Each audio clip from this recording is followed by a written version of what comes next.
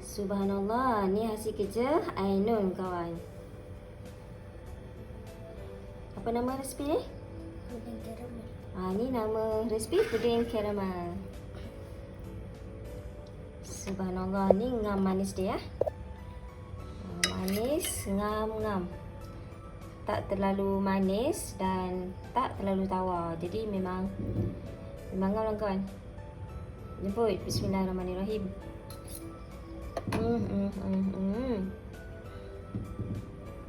Sumpah terbaik. Tahniah Ainul.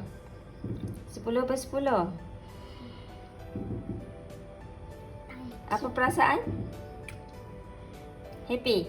Ya. Kuat jawab. Yes.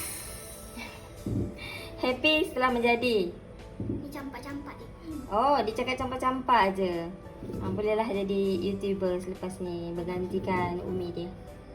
Okay, Alhamdulillah. Nanti saya minta resepi dan selitkan di ujung video ya. Bye. Assalamualaikum.